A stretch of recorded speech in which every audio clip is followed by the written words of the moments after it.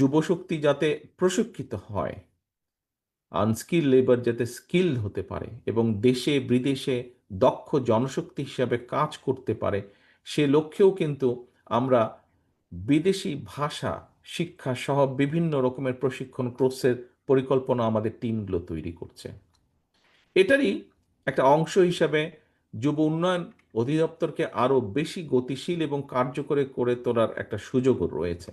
সারা দেশে vocational institute যেগুলো আছে, এগুলোর মাধ্যমে প্রযুক্তি এবং কারিগরি শিক্ষা বিষয়ক প্রশিক্ষণ প্রদানেরও আমাদের সুযোগ রয়েছে।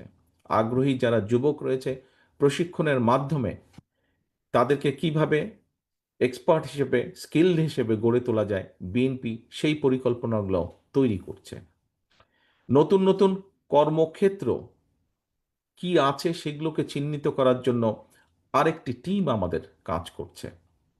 অনেকগুলো বিভিন্ন সেক্টরে বিভিন্ন অনেকগুলো টিম আমরা তৈরি করেছি, এবং এই টিমগুলো যে শুধুমাত্র যে বিএনপির নেতাকর্মীদেরকে নিয়ে তৈরি করা, নট দ্যাট। এখানে বাইরের বহু মানুষ এক্সপার্ট যারা যাদের যারা যারা যারা যেই লাইনের এক্সপার্ট, যেই বিষয়ের এক্সপার্ট, তাদেরকেও আমরা এখানে ইনক্লুড করেছি। ফ্রিল্যান্সিং বা আউটসোর্সিংয়ের সুবিধার বিস্তারের জন্য এই সেক্টরে যে অর্থ যারা কাজ করছেন, অর্থ যেটা যারা যারা যে অর্থটা ওনারা ইনকাম করছেন, এখানে একটা সমস্যা আছে যে সহজ উপায়ে অর্থটা তারা দেশে আনতে পারছেন না, সরাসরি তাদের কাছে আনতে পারছেন না।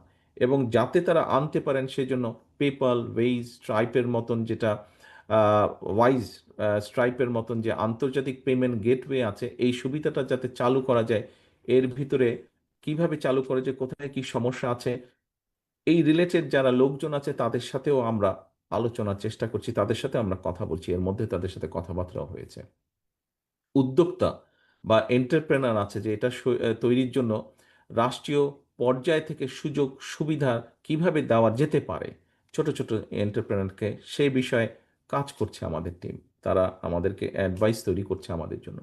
স্টার্ট আপ বিজনেসকে সার্বিকভাবে কিভাবে উৎসাহিত করার পাশাপাশি তরুণ উদ্যোক্তা বা এন্টারপ্রেনার যাদের আছে তাদের জন্য আরও হাইটেক পার্ক বা ইনকিউবেশন সেন্টার স্থাপন, এগুলোরও এগুলা নিয়েও কাজ করছি। এগুলো আমাদের চিন্তা ভাবনার মধ্যে রয়ে গিয়েছে, যেটা নিয়ে আমরা পরিকল্পনা গ্রহণ করতে পারবো এবং বাস্তবায়ন কিভাবে করা যেতে পারে সেটিও আমরা চিন্তা ভাবনা করছি। প্রিয় তরুণ যুবক ভাই বোনেরা, আমি মনে করি